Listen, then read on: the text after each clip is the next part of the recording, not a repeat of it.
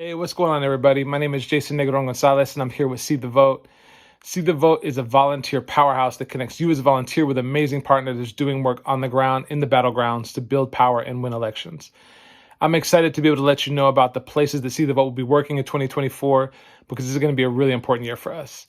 In 2024, we have Trump on the ballot again, and we're also seeing primary challenges from the right against the most progressive representatives that we have in Congress.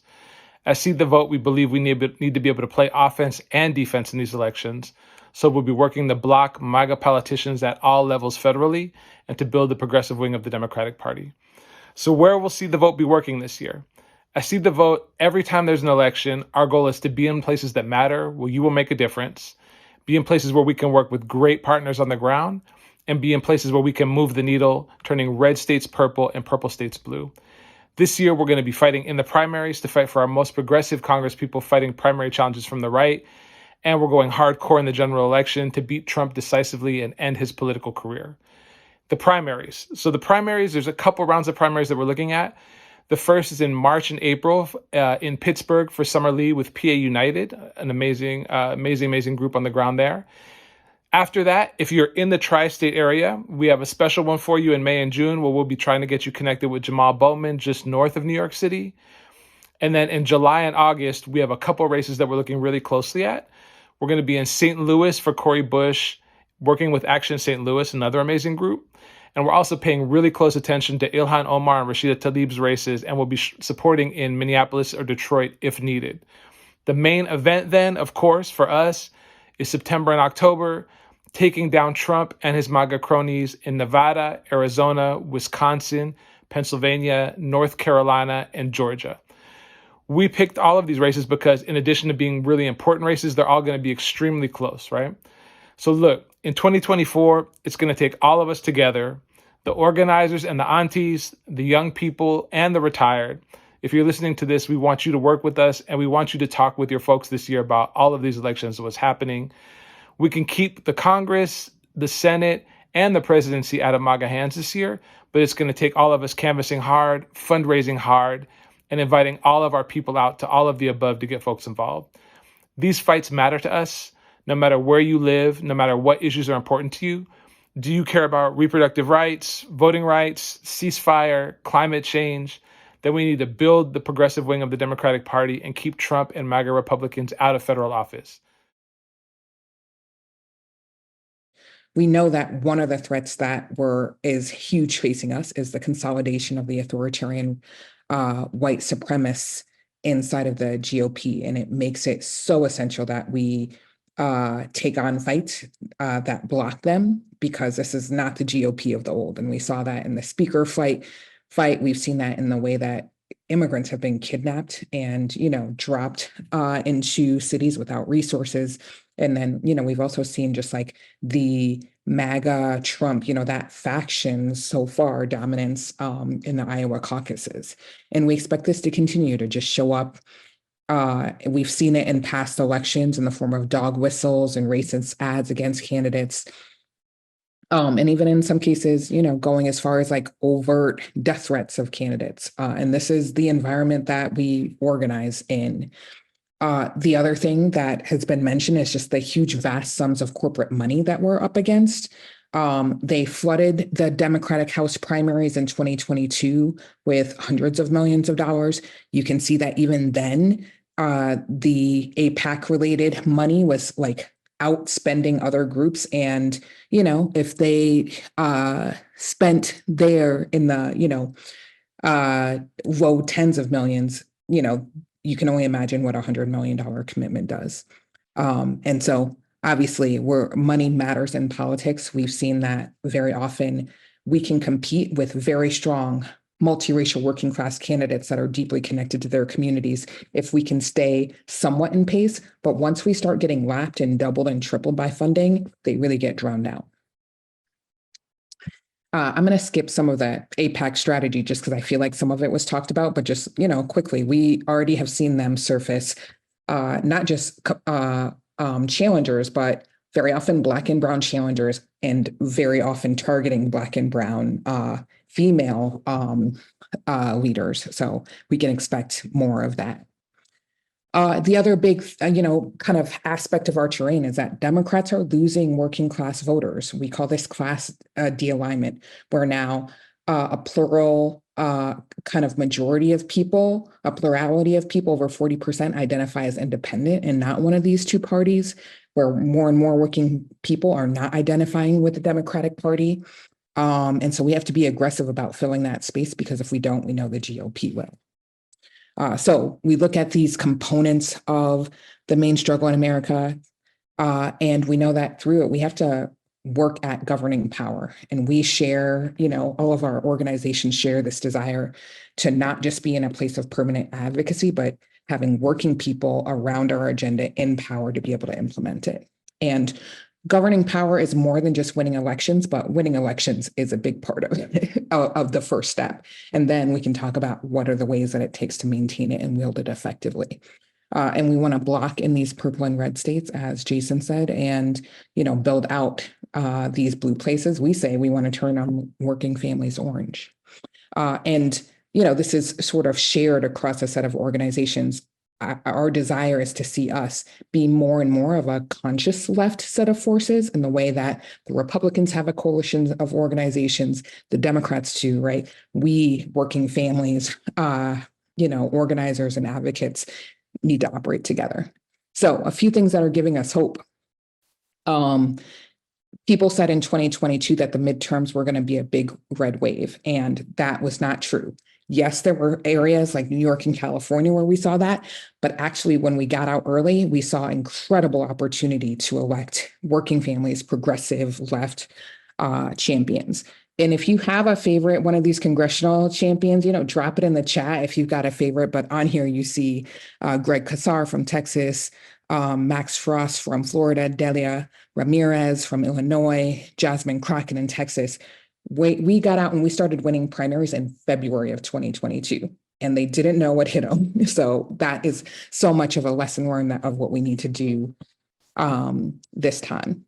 Also, I know that polls are sort of projecting, there's this big poll going around and all the news saying that, Trump sort of outperforms Biden. What we've actually seen at the ballot box lately is huge victories on the Democrat and broader left coalition. And in some places unexpected, right? Like Kansas, Ohio, places that have been hard. We've seen victories at the ballot box, and that extending into Wisconsin, Virginia, taking the Democratic control of both legislatures, a Democratic governor reelected in Kentucky. And I also think a lot of that dominant narrative may be talking about upper middle class white women, but if we're building a true multiracial working families coalition, then we also have to pay attention to the other demographics. And so I would also say we've seen youth turnout surge. We've seen in many of these races, people of color demographics, keep pace, even as overall turnout rose, so did theirs. That means they were engaged, and same with working people. And so, anybody who tells you that people are just, disengaged and done, don't believe them.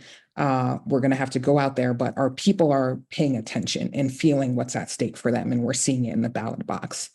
And then lastly, there have been some key victories for progressives and even some close losses that give me just so much hope. I hope you all, were as inspired as I did to see Brandon Johnson be successful in Chicago. The middle picture is in Philadelphia, where third-party candidates were elected to Philly City Council after centuries, and they're strong progressives there. And even when we lost, like in the case of Mandela Barnes for Senate, it was within 1%, y'all. And you can only imagine what it would be like for us to be able to win those races and take control of the Senate, not just for Democrats, but also by installing real people who are aligned with our agenda and working families. So we need you this year, and I'm sure you're going to get all the opportunities to sign up, but I can't wait to see you on the ground. And I hope that you are encouraged and go after it.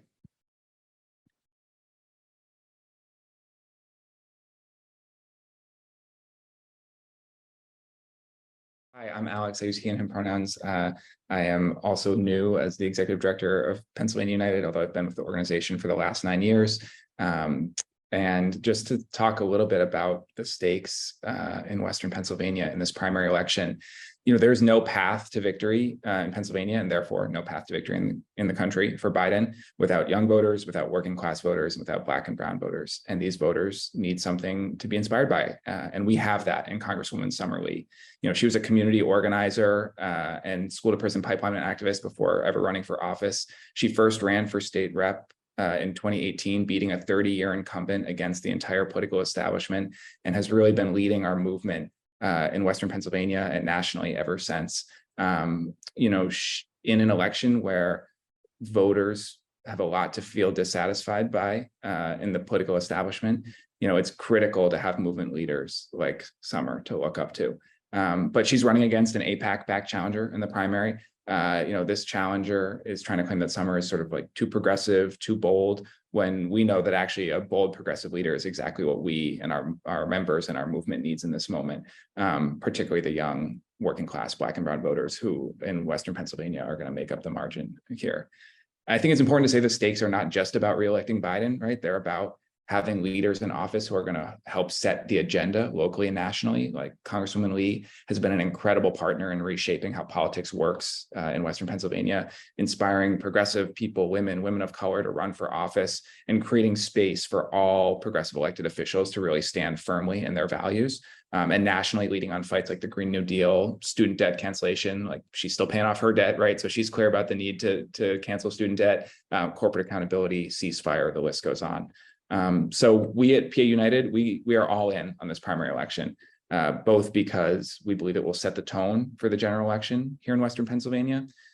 For people who don't know, Allegheny County, the county surrounding Pittsburgh, is the county with the largest Democratic vote share in the state of Pennsylvania. It has surpassed Philly in its growth of Democratic vote share. And so everything we do in the primary here will set the narrative for the fall election, also give us a chance to build infrastructure early in getting started. And also, when Summer ran for office the first time in 2022, we beat AIPAC by 1,000 votes. They outspent us, a little more than 2-1, and we beat them by 1,000 votes in the primary.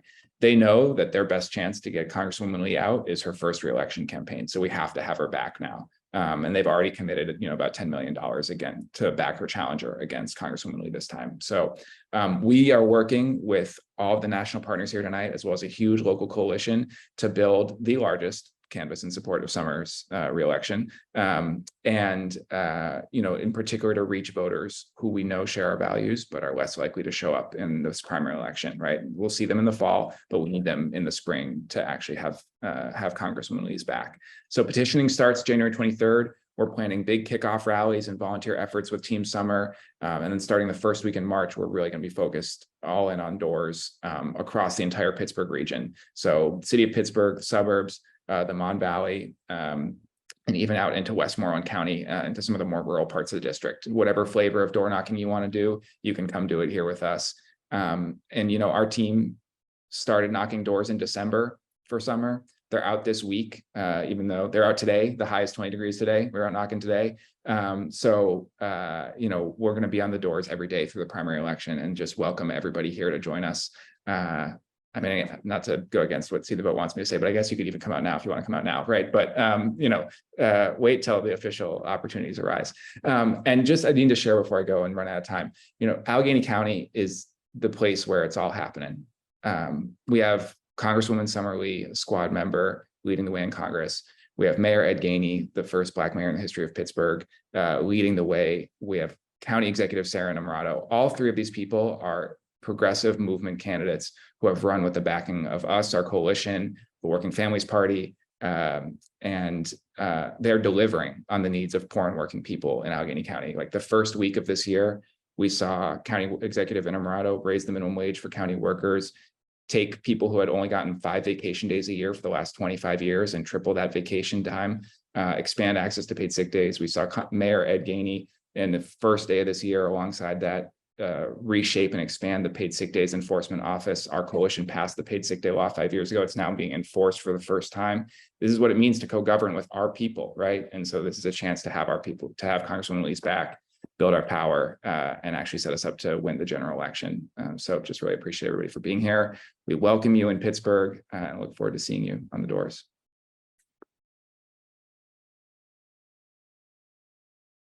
My name is Gina. I use she, her pronouns, and I'm calling from South Phoenix.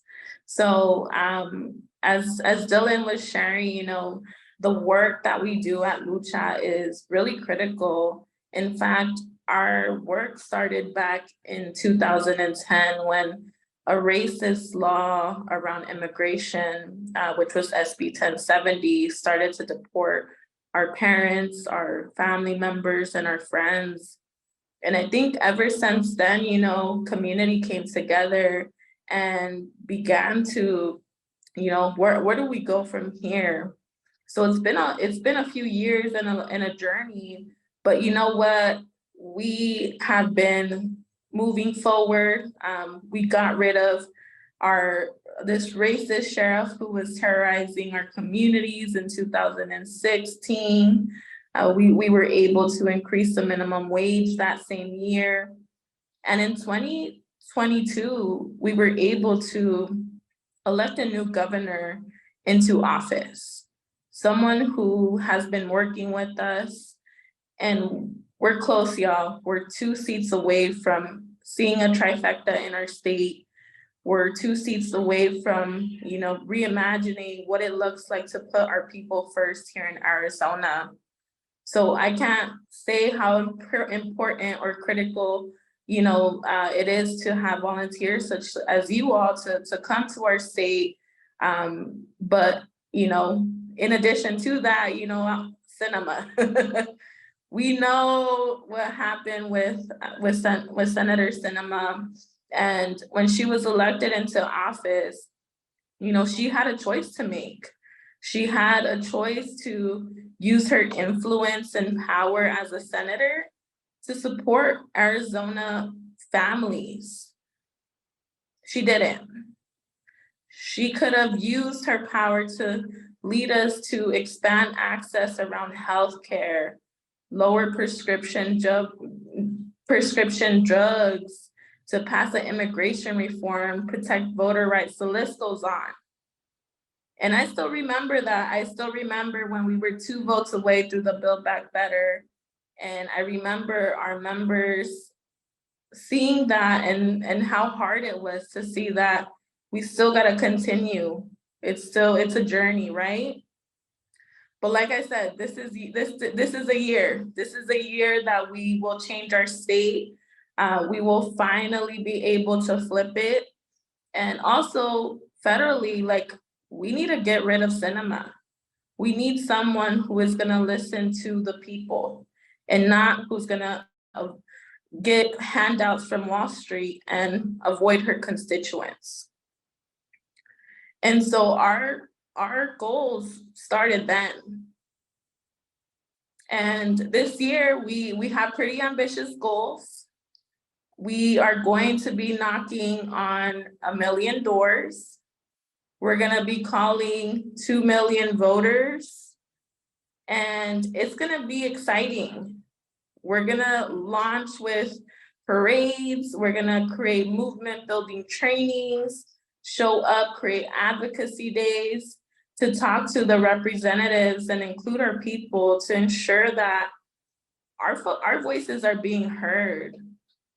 And so I think about our members and why it's critical for us this year, because I think of folks like Camille, who's one of our members, who was an educator and lost her job when she was pregnant. We don't have paid family sick leave in our state. We don't have paid family medical leave. And our folks are seeing the housing crisis in front of them. Folks are 1 paycheck away from losing their homes.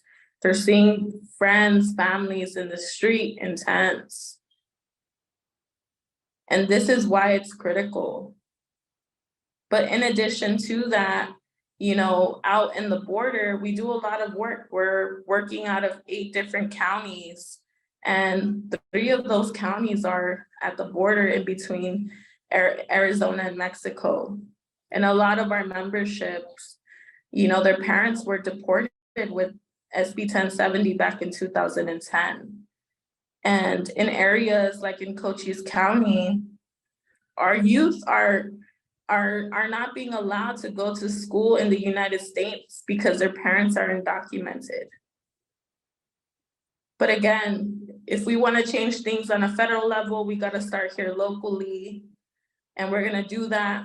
We're going to do that with the celebration and joy of our members. And I'm excited for it. And when I say that Arizona and why it's so critical, I think about the year that we were able to get a new governor. And so one of the counties, the Board of Supervisors, actually refused to certify our elections. So we know that this is going to happen again. There's attacks on democracy, and I know the rest of the country is going to wait and look at states like Arizona, and that same county is going to continue to refuse to certify the elections. So we need to start now. We need to start early. And we're excited to work with y'all. If you are down to knock on doors, if you are down to talk to voters on the phone, and we're gonna do it throughout the year, in March, in April. And so I definitely wanna drop our link for folks if they wanna sign up and volunteer with us to see how they can get plugged in and connected. And again, we know how much everything means to us, what we're seeing out in the community. And I know how much it means to the folks here in Arizona who continue to be directly impacted by these laws. But we're just two seats away from flipping our state. And we need to get someone else in Senate.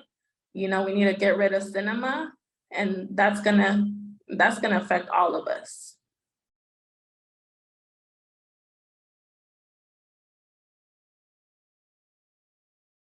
Hi, everyone. I am Lisa Schottenfeld. I am See the Vote's Grassroots Fundraising Manager. To start, I just want to share a little bit about how I actually got here. So back in 2016, I spent the whole summer and fall working on a very important citywide ballot measure here in Oakland to strengthen renter protections. And I was obviously tracking the presidential election happening, but didn't get involved because maybe like some of you, I wasn't really a fan of the Democratic candidate. I told myself there's no way Trump will actually get elected. There's plenty of people working to make sure that won't happen. And I remember getting ready to celebrate on election night, really glad to think that this Trump nightmare was finally over. We never have to hear from him again. And then I think we all know what happened. And after that year, even though I'm still super committed to the local work, I realized that federal elections were too important for me to sit out. So I know that probably everyone on this call has stories like that from 2016, and Seed the Vote as a project came directly from that experience of watching those results roll in and asking, what if we had done more? What if we had worked harder? Could we have prevented this? And the good news is that we totally have the chance to do that in 2024. So here's the part where we're going to talk about what you all can do this year to help defend our progressive legislators and to keep Trump from winning in November. So I think we have some slides. Jason, can you share them? Cool. Okay. All righty. So we are having this conversation now in January because this is going to be a year-long fight, and we want all of you to be able to plan out all the ways that you'll be involved over the next 10 months. So here's kind of a rough timeline of what our work is going to look like this year. So we have our first wave of activity happening in March and April, where, like you heard about, we're going to be working really hard to defend the seat of Congressperson Summer Lee in Pittsburgh. She is one of the members of the squad who's going to be facing a tough primary challenge. Then in the late spring and summer, we're going to be working on several other primary races, all happening in August. So likely be in several Midwest states, including Missouri, Minnesota, and Michigan. And then in the late spring, summer, and obviously fall, we're going to be working in those 6 states for the general election. So Pennsylvania, Arizona, Nevada, Wisconsin, Georgia, and North Carolina. And there are so many ways that you can be part of all this. Next slide. All right. So first, canvassing. We know that face-to-face conversations are one of the most effective tools we have, which is why we have such a big emphasis on sending people to door knock in these battleground states. So when you canvass with Seed the Vote, so that's with our amazing partner organizations, but through Seed the Vote, we can help arrange all of those travel logistics for you. So figure out your flights, your train, your rental car, your lodging. And so you'll get placed with a partner organization. They're going to train you. They're going to offer support as you canvass, make sure you're all set up. In terms of cost, if you're able to cover all or part of the cost of your trip, we definitely encourage you to do that. However, we totally know that not everyone can afford to travel to other states to canvass. So if that's you, totally fine. Seed the Vote can pay for all or some of your travel and lodging, depending on how long you go for. And we also encourage people to fundraise for their trip, and we offer lots of support for this. I am personally here to help you with that. Very excited to work with you on that. So if door knocking sounds even potentially interesting to you, we definitely encourage you to sign up for an upcoming info session. We'll talk in more detail about what it's like, and you'll have a chance to ask all of your questions. The other thing you can do in terms of direct voter contact is phone banking. We're going to be phone banking starting this spring and likely running all year after that in different races. Like before, you'll be able to phone bank from the comfort of your living room. So if you're not able to travel, or if you want to phone bank before you hit the ground to canvass to kind of get your feet wet, start having those conversations, that will definitely be an option. We'll have phone banking for all the states we're in during the primaries and for most states in the general in November. Next slide, please. Okay. So donating, we realize that some of you maybe don't have the time or capacity to canvass or phone bank, but maybe you're able to donate. That's great. Maybe you can do both. We have lots of folks who are able to canvass, but need financial support getting there. So if you're able to donate to help pay for a canvasser's travel expenses, you're filling a huge need. And also fundraising with your friends and family, whether you can personally donate or not, because we believe that physically sending people to swing states to have these conversations is so critical. We have to raise a lot of money to do this. And one way to increase your impact is by fundraising with your family and friends. We totally realize that this can be scary, but again, we are here to support you. It can look a lot of different ways. Maybe it's asking a couple people to donate. Maybe it's throwing a fundraising party. If you're a party kind of person, maybe it's sending an email. I'm here to brainstorm with you, give you the support you need. Next slide. I would say one of the biggest things that you can do is to recruit friends and family to do any and all of these things with you. So See the Vote really grew into this volunteer powerhouse because people recruited other people that they know to join the work and to do it together. Often when we ask someone how they got involved in See the Vote, the thing we hear is, because this person I know invited me. I know in 2020, I organized a group of about 10 people to phone bank together for several months. And A, it was way more fun than just doing it by myself. And B, it meant that instead of just me phone banking, there were 10 of us. So 10 times the impact. So that means that we're relying on all of you to not just get involved, but to bring other people with you. So maybe you want to recruit a group of friends to travel to canvass together or phone bank together or a fundraiser together. Again, we're here to offer you whatever support you need.